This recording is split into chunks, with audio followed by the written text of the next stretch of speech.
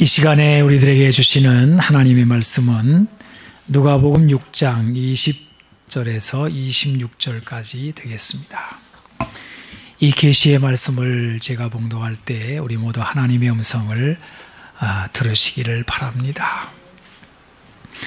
예수께서 눈을 들어 제자들을 보시고 이르시되 너희 가난한 자는 복이 있나니 하나님의 나라가 너희 것임이요 지금 줄인 자는 복이 있나니 너희가 배부름을 얻을 것임이요 지금 우는 자는 복이 있나니 너희가 웃을 것임이요 인자로 말미암아 사람들이 너희를 미워하며 멀리하고 욕하고 너희 이름을 악하다 하여 버릴 때에는 너희에게 복이 있도다.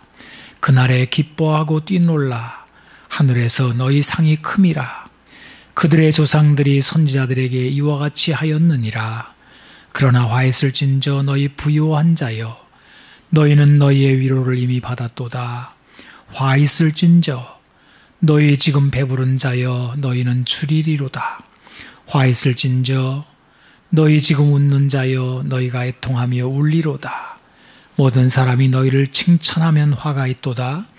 그들의 조상들이 거짓 선지자들에게 이와 같이 하였느니라.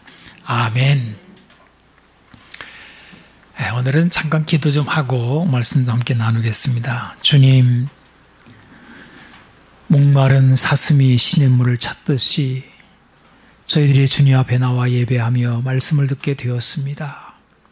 우리의 정신이 흩어지지 않도록 말씀에 집중하는 마음을 주시고 주님의 음성을 사모하는 마음을 더하시며 이 말씀에 가라앉은 심령이 해갈되며 새 힘 얻는 시간이 되게 하여 주옵소서. 성령께서 이 말씀 가운데 임재하여 주시고 전하는 자와 듣는 자 사이에 역사하여 주옵소서.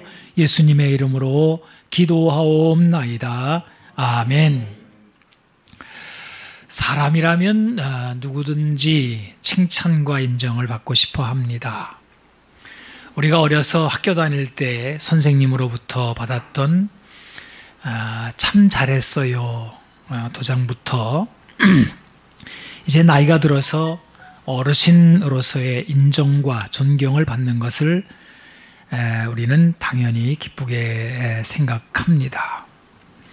그런데 오늘 예수님은 정반대의 말씀을 하십니다. 미워하고 멀리하고 욕하고 악하다고 하여 버림받은 자가 복되다 이렇게 하시고 반대로 모든 사람이 칭찬하는 사람은 화가 있다 하는 말씀입니다.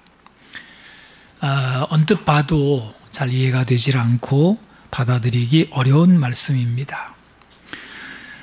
모양은 조금 다르지만 마태복음에서도 동일한 말씀이 나오는데요. 바로 마태복음 5장 첫 부분에 나오는 팔복입니다.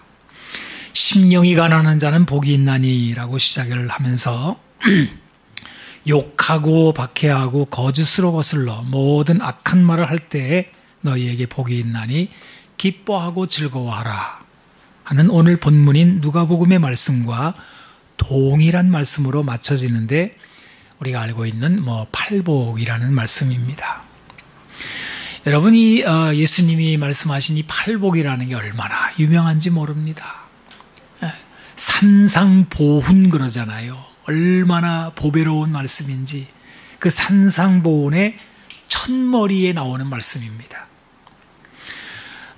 우리가 이스라엘에 이렇게 성지를 가보게 되면 갈릴리 바다가 있고요.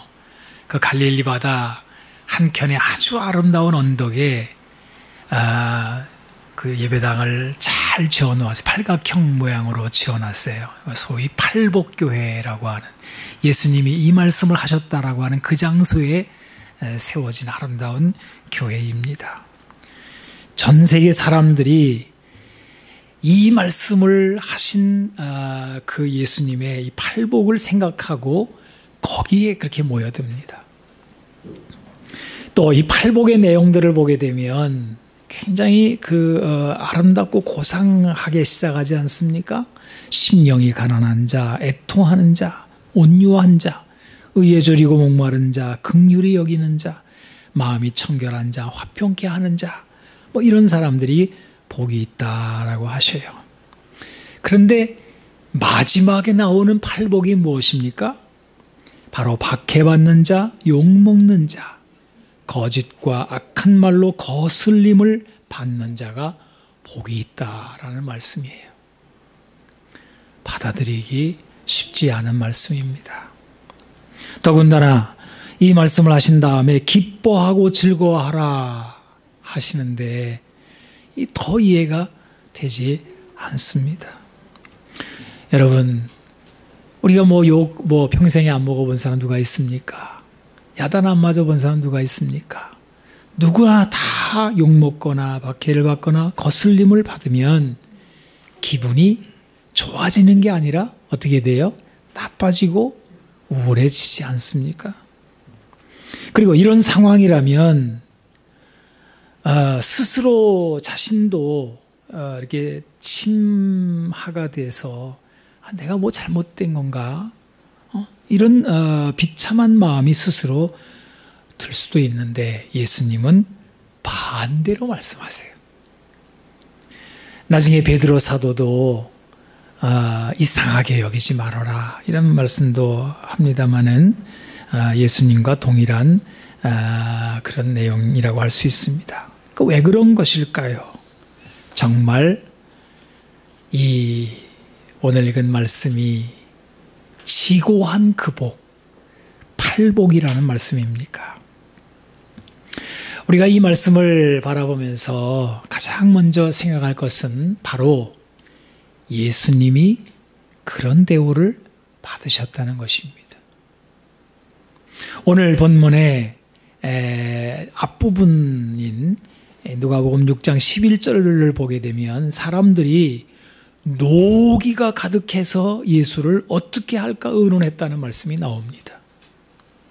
서기관들과 바리새인들은 예수를 고발할 증거를 수집하려고 엿보고 있었다는 말씀도 나옵니다.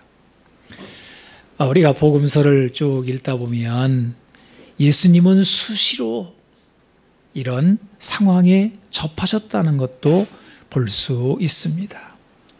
예수님은 이렇게 사람들의 심기가 불편해진 상황에서 제자들을 부르십니다.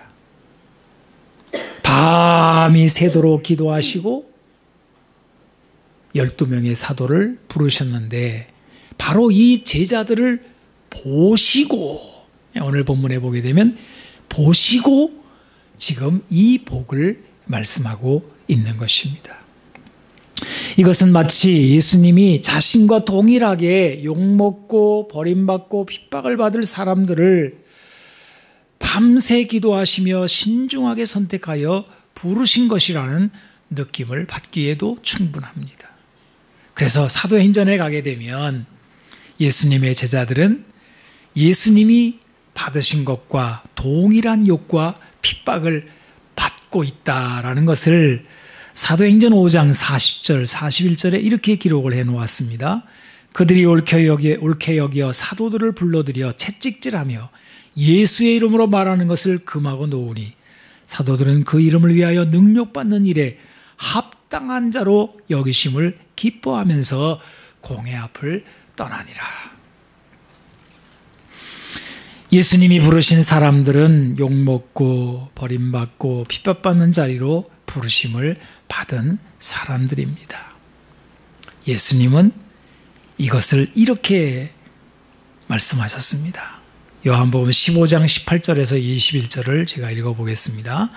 세상이 너희를 미워하면 너희보다 먼저 나를 미워한 줄을 알라. 너희가 세상에 속하였으면 세상이 자기의 것을 사랑할 것이나 너희는 세상에 속한 자가 아니요 도리어 내가 너희를 택하여서 세상에서 택하였기 때문에 세상이 너희를 미워하느니라. 내가 너희에게 종이 주인보다 더 크지 못하다 한 말을 기억하라. 사람들이 나를 박해하였은즉 너희도 박해할 것이요 내 말을 지켰은즉 너희 말도 지킬 것이라. 그러나 사람들이 내 이름으로 말미암아 이 모든 일을 너희에게 하리니 이는 나를 보내신 이를 알지 못함이라. 마태복음에도 이런 말씀이 나옵니다. 마태복음 10장 24절에서 25절을 보게 되면 제자가 그 선생보다 종이 그 상전보다 높지 못하나니 제자가 그 선생 같고 종이 그 상전 같으면 족하도다. 집주인을 바알세불이라 하였거든 하물며 그 집 사람들이랴. 이 사람들이 예수님을 바알세불 지폈다 그랬거든요. 여러분, 바알세불이라는 말은 귀신의 왕이라는 말입니다. 예수님이 귀신의 왕에 들렸다, 이런 욕입니다. 요즘식으로 이거를 표현해 보자면 저 사람은 귀신 들린 사람이야, 이런 표현입니다. 정말 기분 나쁜 그런 욕을 먹은 것입니다. 자, 그러면 이쯤에서 우리가 정리를 해보면 중요한 것이 무엇이 되겠습니까?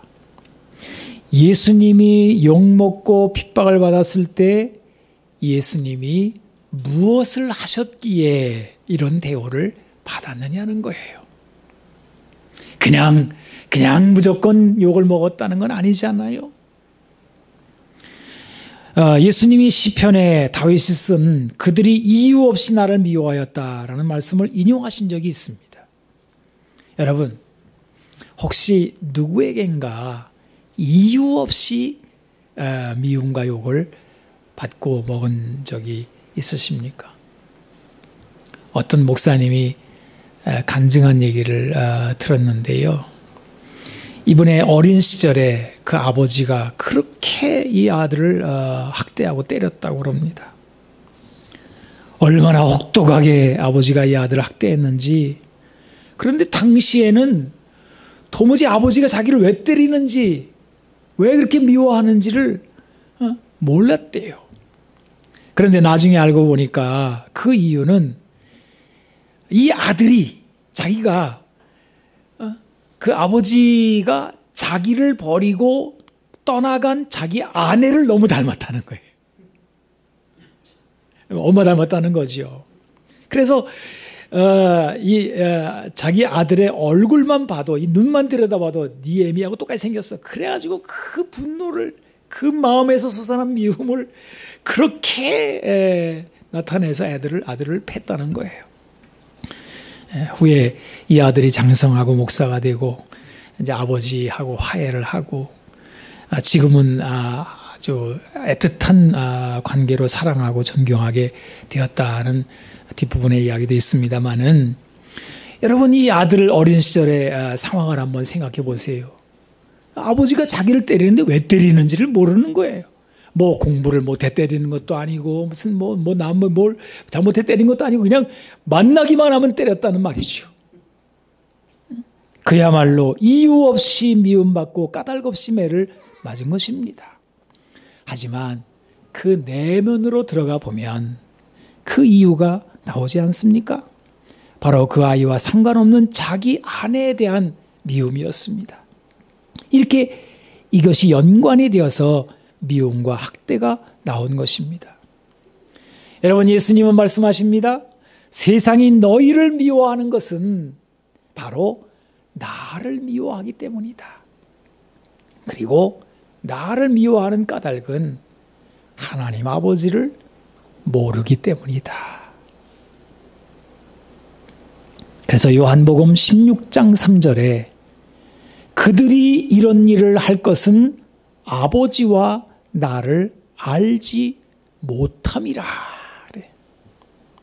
대단히 중요한 말씀입니다. 이 세상의 모든 핍박과 욕과 버림에는 그 배후에 세상이 예수님과 하나님 아버지를 알지 못함이 있다는 말씀입니다. 만약에 아버지를 알았더라면 이런 일은 없으리라는 것입니다.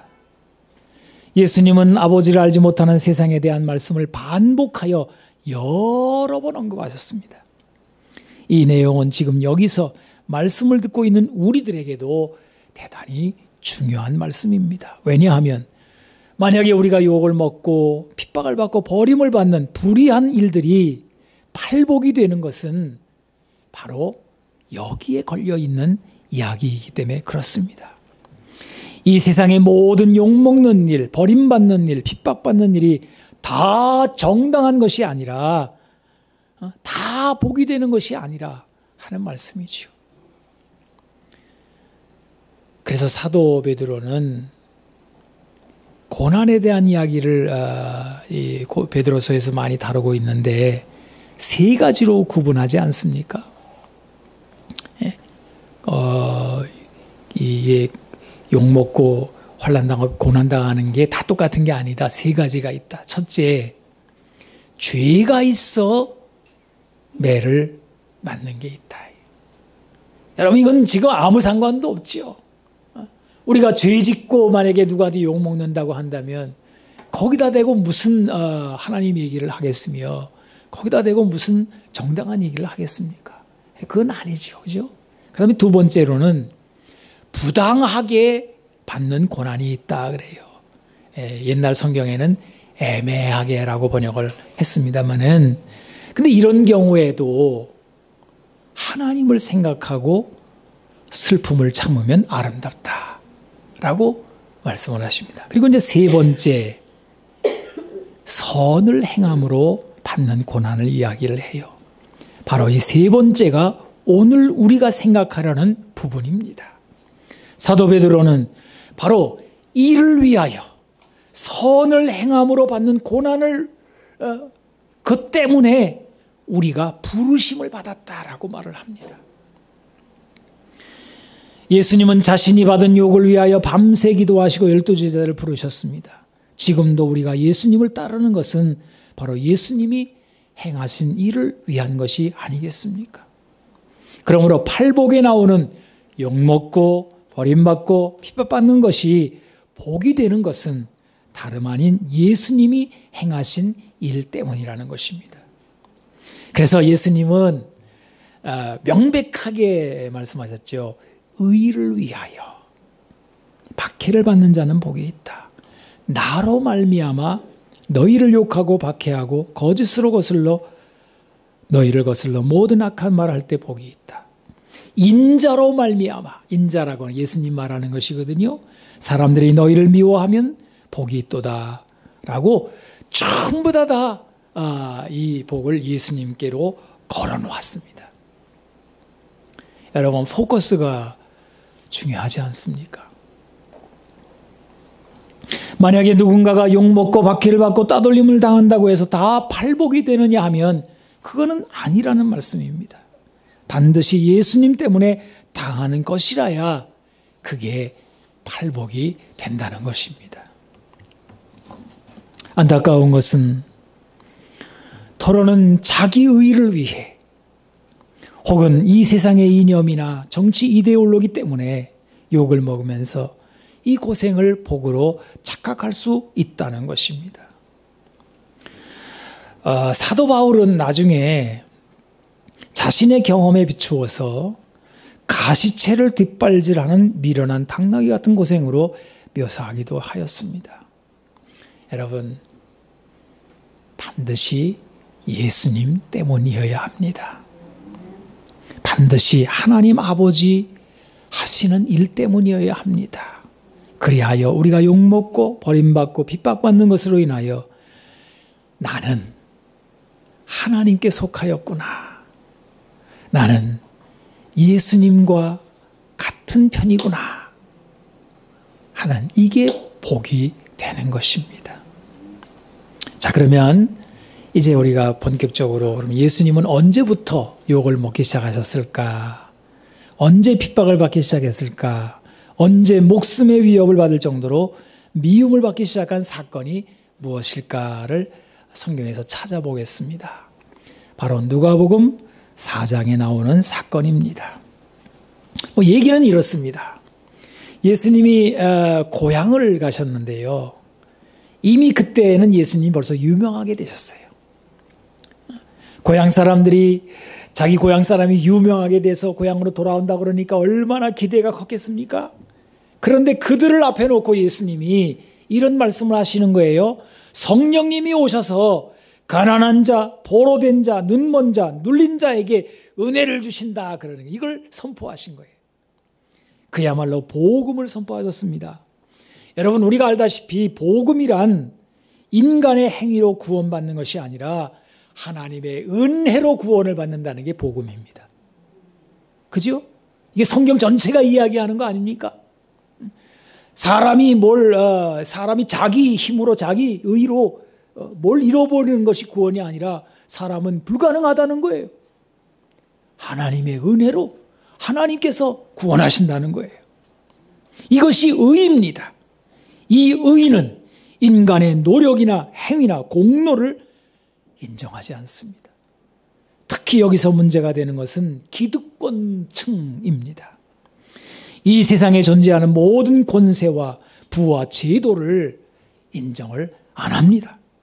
그리고 눌려있고 가난하고 병들어서 보잘것이 없어진 사람들에게 구원을 선포하시는 거예요.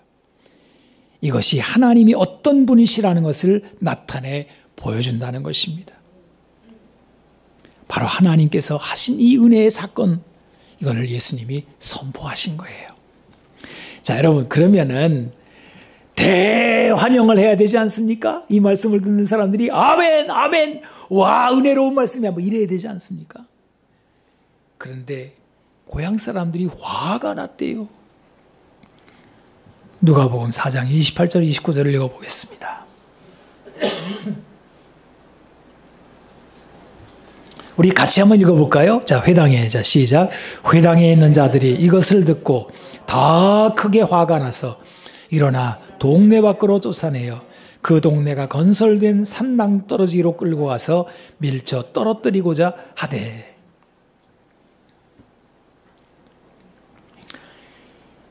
이때로부터 이제 예수님은 미움받는 일을 계속 당하게 됩니다. 본격적으로 예수님이 하나님이 하시는 일을 하셨기 때문입니다.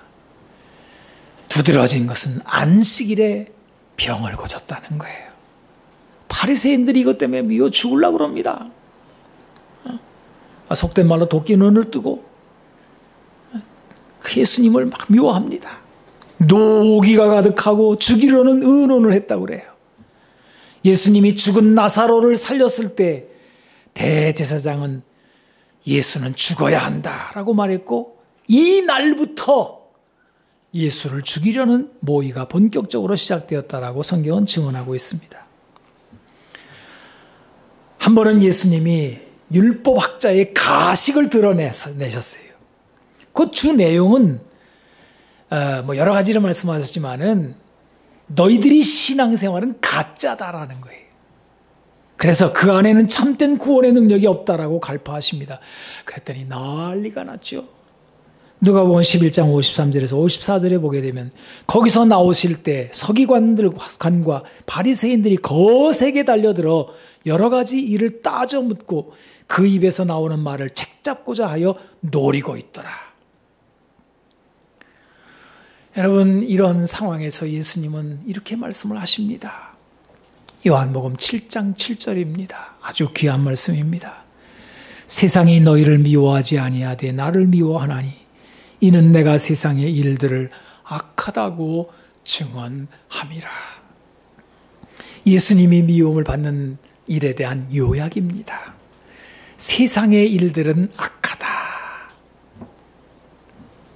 이 말로 예수님은 미움을 받으셨습니다. 여러분, 세상에 나가서 인간들은 훌륭하다. 인간의 힘으로 구원받는다. 인간들이야말로 신이다. 그럼 욕먹을 거 없습니다. 인간은 타락했다. 인간의 힘으로는 구원받을 수 없다. 하나님만이 우리 구원이시다. 사람은 손을 내려놓고 하나님을 바라봐야 된다. 그러면요, 난리가 나는 거예요. 바로 가치관에 대한 말씀입니다. 이 세상의 가치관과 하나님의 가치관이 다르다는 말씀입니다. 이 둘이 충돌하는 거예요. 여러분, 이 가치관이라는 것은 사람들이 절대적으로 따르는 것을 말합니다. 이 세상의 가치관, 사람들이 중대하게 따르는 것들은 어떤 것들이 있습니까? 뭐 간단해요. 돈, 권세, 명예와 지식, 육신의 욕망, 이런 것들입니다. 이 세상에서는 이런 것들을 중요하게 여기고 인정하고 동의하면 세상 사람들은 박수 쳐주고 환영합니다. 그런데 하나님의 백성들에게 이런 것들은 영원한 가치가 있는 것들이 아닌 것이에요. 결코 절대적인 것들이 아닙니다. 더 중요한 것은 진짜는 뭐냐? 하나님의 의라는 거예요. 예수님은 이런 세상에 하나님의 의를 선포하신 것입니다. 그야말로 예수님은 세상의 질서를 뒤흔들어 놓으셨습니다. 제일 낮은 자를 크다고 하시고 제일 가난한 자도 천국을 소유한다고 선포하심으로 기득권자들을 화나게 만드셨습니다. 그냥 세상을 불편하게 만드신 거예요. 그러나 이 예수님의 선포에 구원이 있고 여기에 하나님의 은혜가 있고 여기에 인류의 소망이 달려있는 것입니다. 여러분, 만약에 여러분들이 나가서 이렇게 말을 한다고 해보십시다. 세상에는 구원이 없습니다. 어떤 종교도 구원이 없습니다. 사람의 공로로는 소망이 없습니다. 오직 예수님만이 우리의 구원이십니다. 예수님을 떠나서는 하나님을 알 수도 없고 만날 수도 없습니다. 그래서 우리는 다 손을 내려놓고 하나님을 바라봐야 됩니다. 이렇게 하면요, 벌떼같이 일어나서 공격을 받게 될 것입니다. 수많은 종교들이, 수많은 기득권자들이, 수많은 권력자들이 일어나서 뭐야? 나를 아무것도 아니라고 하면 네가 말한다는 말이야? 뭔 소리야? 왜 예수만이 진리야? 이러면서 벌떼같이 일어나는 거예요. 로마 황제 중에 마르쿠스 아울렐리우스라고 하는 황제가 있는데요. 아마 여러분 한번 이름을 들어보셨을지 모르겠습니다만 이분은 철학자입니다. 그래서 공부도 많이 하시고 아주 지식을 사랑하시는 그런 황제인데요. 그런데 이렇게 지식을 사랑하고 철학적인 황제가 기독교인들을 가장 많이 핍박했습니다. 그런 생각하기를 기독교인들은 별것 아닌 것을 가지고 너무나도 완고하게 고집을 부리고 있기 때문에 이런 핍박을 한다라고 말을 했습니다. 우상한테 한번 절하면 되는데 뭐 그게 대단한 것이라고 목숨을 걸고 반대하냐 말이에요. 기독교인들이 기꺼이 사자굴에 들어가는 것을 보고 그는 더욱 화가 나서 핍박을 했다라고 말하고 있습니다. 세상이 볼 때 기독교인들은 편협하고 인간을 무시하는 것 같고 잘못된 것 같이 보인다는 거예요. 통계에 따르면 20세기에 순교한 기독교인들의 숫자가 지난 1900년을 다 합한 순교자의 수보다 많다고 합니다. 이것은 그만큼 현대 사상과 가치관이 하나님의 뜻과 강하게 어그러져 있음을 보이는 반증일 것입니다. 오늘날의 세상은 여러분 우리가 알다시피 인간의 본성이 왕노릇하는 세상입니다. 계몽주의 이후로 이 세상은 하나님의 은혜가 아닌 사람의 힘으로 이 세상의 낙원을 이룰 수 있다는 신념이 강해졌다고 볼 수 있습니다. 하지만요, 이상하게도 하나님의 은혜를 망각하면 할수록 이 세상은 더 뒤틀어지는 거예요. 그 대표적인 뒤틀림의 현상은 바로 빈부의 격차가 아닙니까? 가진 자와 가지지 못한 자가 언제나 역사적으로 있었지만 오늘날만큼 이렇게 두드러지게 극단적으로 나타난 세상이 언제 있었습니까? 이런 시대에 예수님이 선포하신 성령님이 오셔서 가난한 자에게 복음을 전하신다 하며 차별 없는 세상, 공평한 세상, 기득권을 내려놓게 하는 말을 한다면 여러분 세상은 대번에 욕을 할 것입니다. 가진 자들은 가만 놔두지 않을 거라는 말이에요. 그럼에도 불구하고 의를 위하여 예수님을 인하여 욕먹고 왕따 당하는 자가 복되다라고 성경은 선포합니다. 예수님은 기뻐하고 즐거워하라고 말씀하십니다. 그냥 뭐 참아라라고 할 수도 있으셨을 텐데요. 기뻐하고 즐거워하라며 중첩하여 누리는 즐거움을 선포하고 있습니다. 뛰놀라라는 말씀도 나오지 않습니까? 여러분, 우리가 복음에 바로 서서 예수님 때문에 신앙적인 핍박을 받는다고 할 때 대략 다음과 같이 세 가지 반응이 나올 수 있습니다. 첫째는 혼란스러워하는 거예요. 아마 상당히 많은 사람들이 그럴 수 있을 텐데요. 내가 교회 다니면 착한 일 아니야. 여러분, 교회 다닌다는 거는 남한테 착하게 보이는 거거든요. 저 사람 교회 다니는데 이거 착한 사람이네. 그런데 갑자기 욕을 먹게 됐단 말이에요. 그러면 혼란스러워지는 거예요. 그래서 주저앉게 됩니다. 대체로 이런 부류의 사람은 어떤 신앙을 가진 사람들이냐면 하나님은 좋으신 하나님, 웃으시는 하나님, 이런 생각을 하는 신앙입니다. 예수님은 이것을 비유로 뭐라고 말씀하셨냐면 돌밭에 뿌려진 씨라고 하셨습니다. 그래서 마태복음 13장 21절에 보게 되면 그 속에 뿌리가 없어서 잠시 견디다가 말씀으로 말미암아 환난이나 박해가 일어날 때 곧 넘어진다라고 말씀을 하셨습니다. 그다음에 두 번째 부류는요, 이렇게 욕 먹고 그러면요, 도망가 숨는 스타일이 있을 수 있습니다. 세상이 교회를 욕하고 예수를 욕하고 거칠게 대하고 핍박을 할 때 무서워서 뒤로 물러나 숨는 모습입니다. 친척들이 명절에 욕하고 그러면요, 제사 안 지난다고 욕하고 그러면은 안 가는 거예요. 안 가버리는 거예요.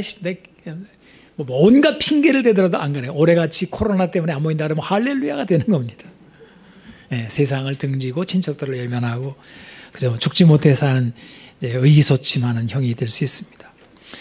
세 번째 형은 공격형입니다.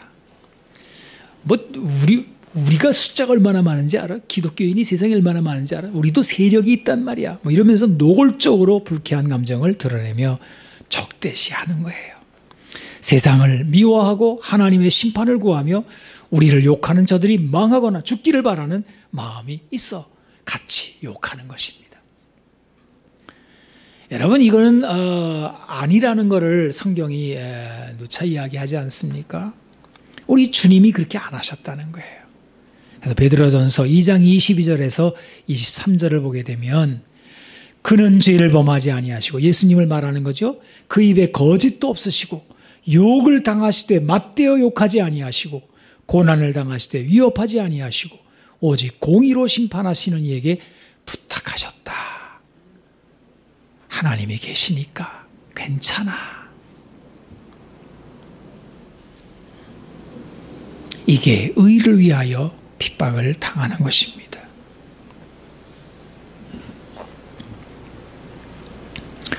여러분, 그러면 이런 방법이 아닌 혼란스러워하지도 않고 숨지도 않고 맞대어 욕하지도 않는다면 우리는 어떻게 해야 되겠습니까?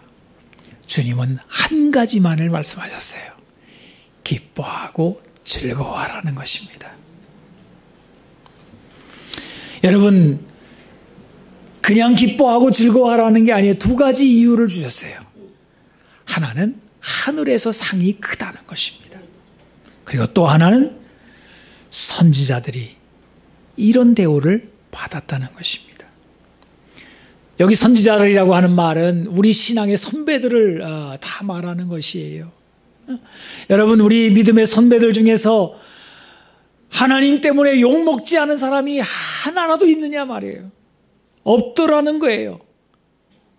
여기서 말씀하시는 요지는 뭐냐 하면은 소속감에 대한 이야기를 하는 것입니다. 내가 어디에 속해 있는지에 대한 검증이라는 거예요. 만약에 거짓 선지자라고 한다면 세상에서 좋은 대우만 받을 것입니다. 모든 사람이 칭찬하는 사람이 있다면 그는 하늘에 속한 사람은 아닐 것이라는 거예요.